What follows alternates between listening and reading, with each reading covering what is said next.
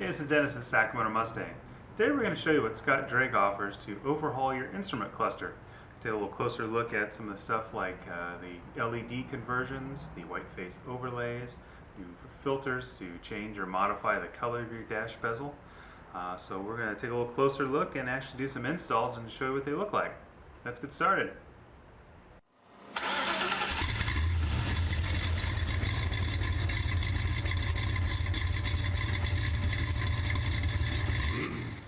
Well, this is a replacement dash bezel that Scott Drake offers. They also have the replacement lenses. They get scratched over time. They do come with the new trim pieces already attached and the lenses for your Alton oil.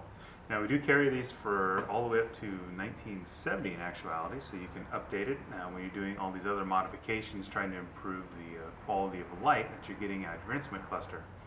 So let's move on and take a quick look at how we're going to achieve that. Well, everybody knows that the instrument clusters on the early Mustangs are a little dim at night, sometimes even a little hard to see as far as speedometer and alt charging and fuel. So a couple things you can do to improve that.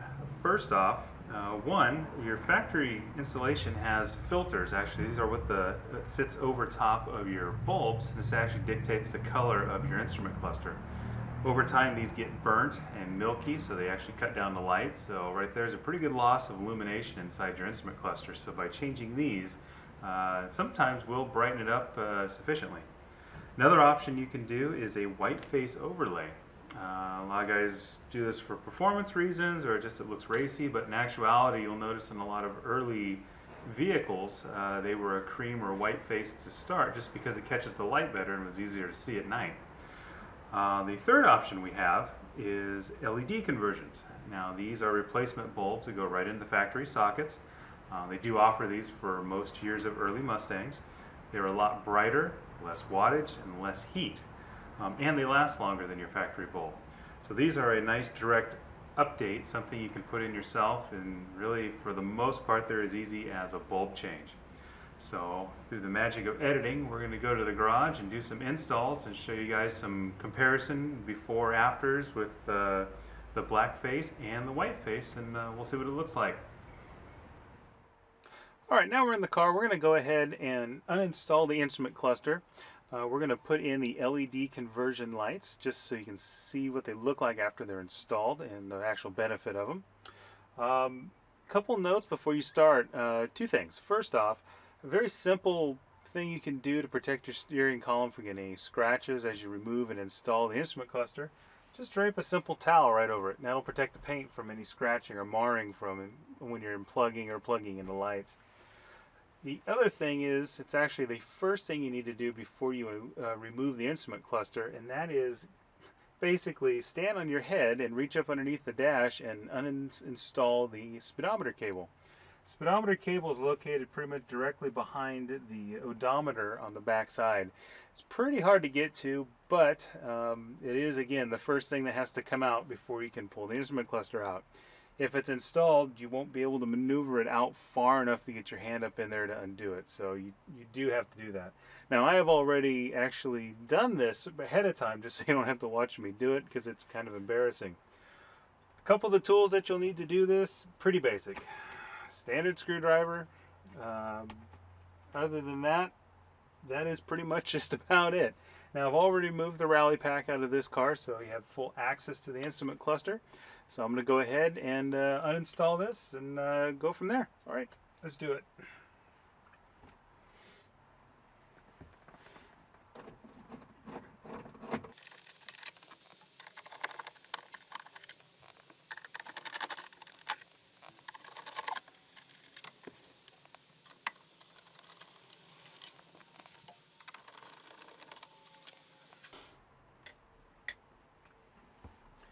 Okay, now that the screws are all removed, and again the speedometer cable has been removed from the back, now you just simply roll the instrument cluster forward.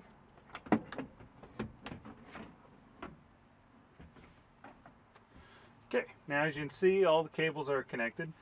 Good time here is to take a real quick mental note as far as where the colors are. If you have a wiring diagram, that's going to really help you out in reinstalling this.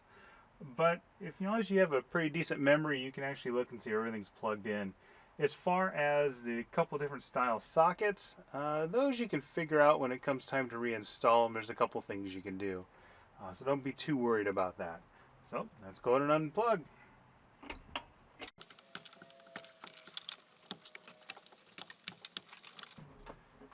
Okay, save this little guy for last. This is your constant voltage regulator for your instrument cluster. They're a little temperamental, so you want to be a little careful with these when you unplug them or plug them back in.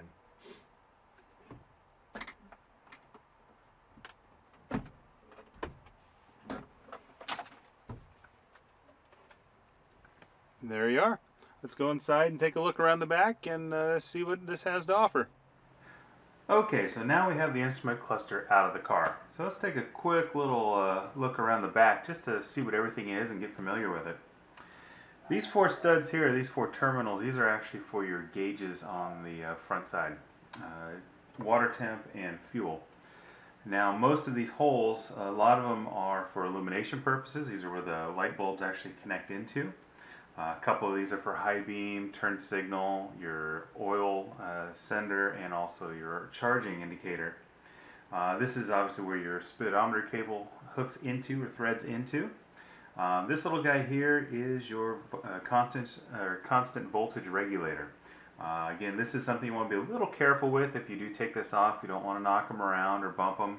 It can ultimately cost you about 25 bucks to replace because they are temperamental.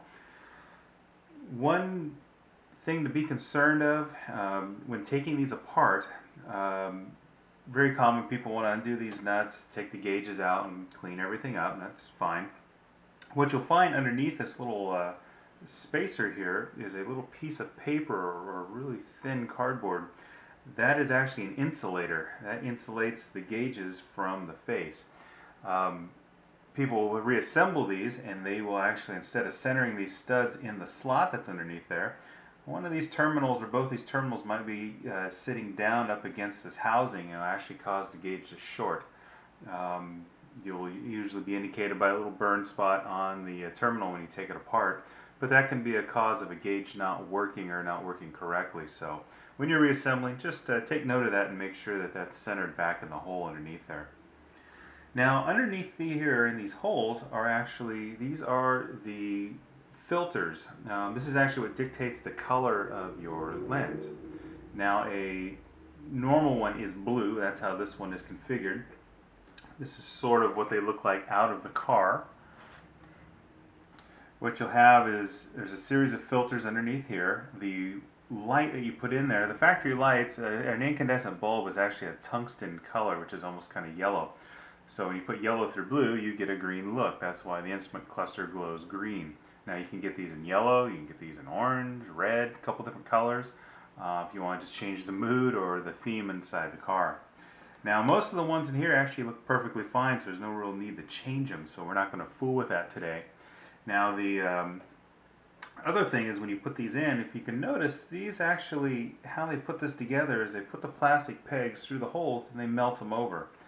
Well, when you take this apart, the new ones go in actually with a set screw, so you do have to take everything apart to get in there to put those in.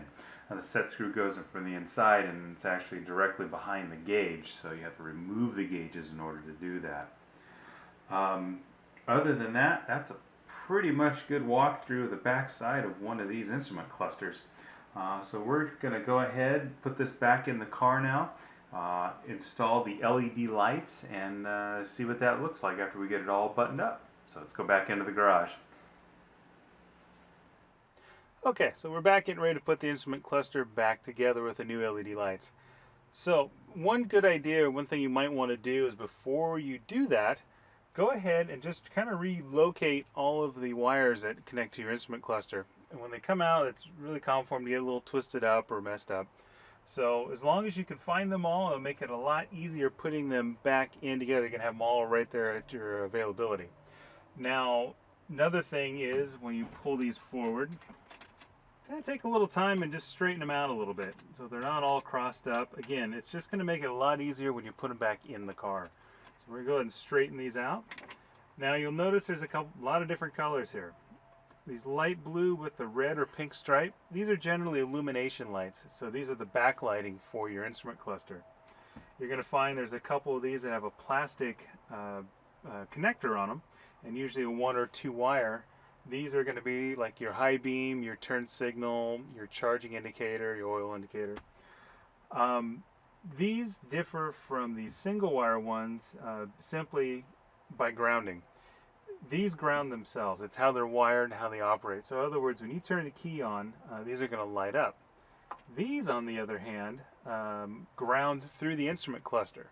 In other words, if you have these held in your hand, you go to turn your illumination on, they're not going to come on. However, as soon as you ground it, they light up. So what this is important, or where this little information might help, is when you're reinstalling everything, a very common problem we get, people are plugging all the lights in, they're holding the instrument cluster, they want to make sure it all works, they pull the light switch and nothing happens. And they think it's a faulty switch, bad bulbs, they did something wrong. Simply, it's just the instrument cluster isn't grounded. It actually grounds as you install it. It comes in contact with all the metal little components in here. And that's how these lights grounds. In other words, that's how they come on. Now again, the ones that have 2 wires to them, that's a little different story. Those actually ground through the electrical harness, so they will still illuminate if you, for instance, turn the ignition to on or what have you. So let's go ahead and disassemble all of these standard bulbs, and we're going to go ahead and reinstall these new LED bulbs. One nice thing about the LED bulb kit is they actually have been nice enough to color coordinate them. So all the blue ones are your actual illumination lights. So pretty simple to keep it straight as you're putting it together. The red banded bulbs, these little guys right here. Now these actually are your high beam or your charging indicator and so forth. So those are going to glow red. The other ones actually glow blue. So it should have a pretty nice blue look to the instrument cluster when we're done. Now the only really specialty bulb is this little guy right here. It has a little wire attached to it. On the early 65 or the Falcon based instrument clusters, for some they only have 1 turn indicator. It flashes on the right hand side no matter if you're turning left or right. So they've engineered this little bulb, and it actually has its own grounding wire that you have to attach to the instrument cluster. This little guy, no real problems with it, but it can be a little interesting because after you have it all installed, it is actually attached to your instrument cluster. So when you go to uninstall it later on, you just have to remember that this bulb is attached to it. So when you go and pop it out, you're going to have to take the bulb out of the socket, or you might risk breaking this by stretching it. So other than that, let's go ahead and disassemble and get this all taken care of.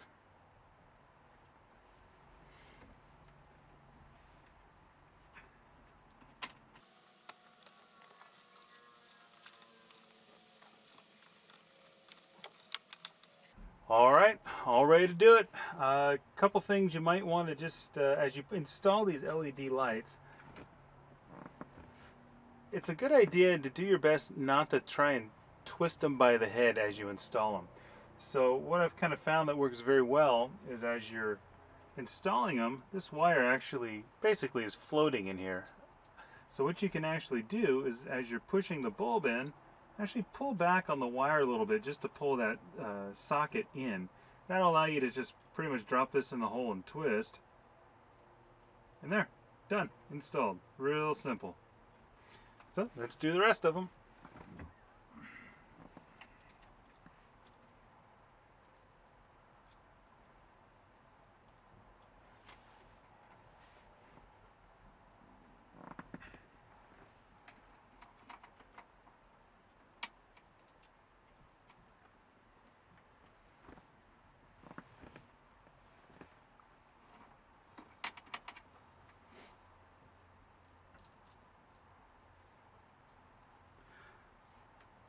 Alright, now due to color coding, I know that all my illumination ones are in. In other words, all the blue ones are set up. So let's go ahead and just test them, make sure they're all working. Simply just pull your light switch onto the first notch. In other words, you're turning your parking lights on.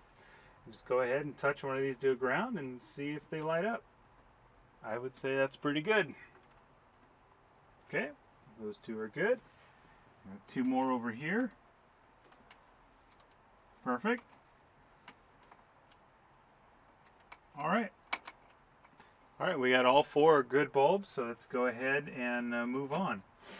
Now we have the charging, oil, and your high beam that we need to do. It's going to be these 3 red banded ones here. So in order to make sure you get this straight, because there is one in there that we don't know really what it is, and that's going to be your turn signal switch. So your turn signal indicator, that is. So what you want to do with that one is go ahead and turn it to accessory on your key. You take one of your old bulbs, makes it nice and easy. Okay, nothing there, so it's more than likely that's going to be your turn signal. So we're going to set that aside. Let's try this one out. Okay, we got light, so that's going to be your turn. That's going to actually probably be the charging one. So we'll go ahead and uninstall that. Let's go ahead and put one of these in, and just again, like I like to do, is pull this a little tight so it makes it a little easier to put this in. Alright, we got light. Great. Now over to the other side. Now this one over here doesn't matter because they're both going to use a red banded one. So don't really need to have this on anymore.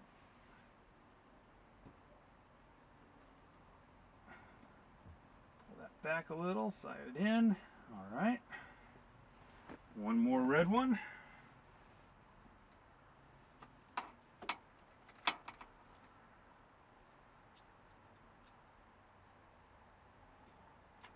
Right. Last but not least is the turn signal indicator. We're going to pop that in the one that we've predetermined as a turn signal indicator.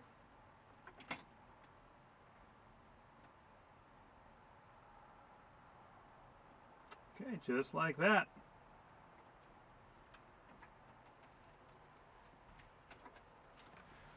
Alright, make sure your towel's in place, and let's move on to the next step. Grab your instrument cluster.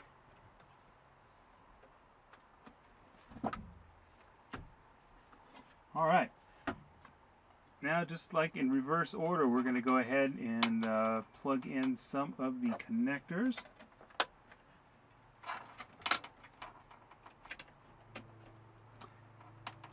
And again, it's very easy to tell the illumination. That's again the blue with the pink stripe. So just go ahead and put those into their corresponding sockets.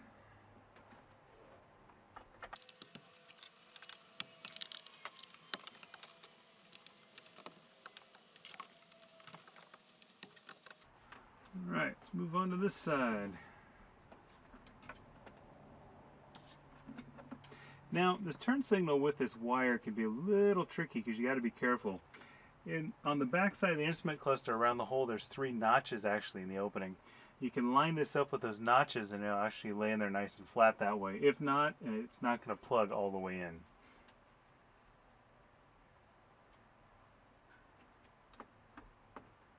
There.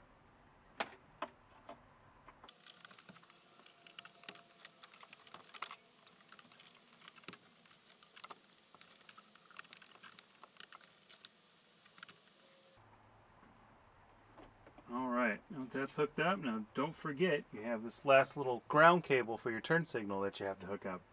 Now, where they recommend, and honestly it seems to be the most legit place, is actually one of the bezel screws on the back side here. Now, I've already removed it, so we're just going to go ahead and reinstall it. Just go ahead and put it through the eyelet. Start it.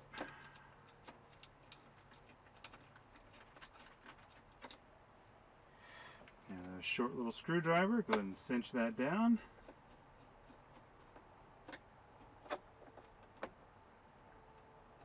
There.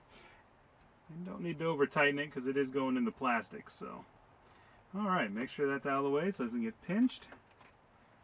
Looks like everything's connected, so let's go ahead and roll it back in.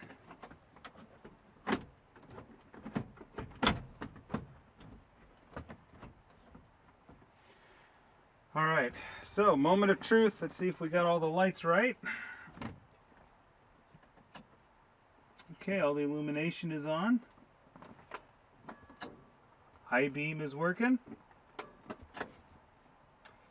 go ahead and turn this to accessory. Lights are on. Let's see if we got turn signals. We've got turn signals. All right, I'm going to go ahead and button this back up, and we'll see if we can turn the lights off and see what it looks like at night.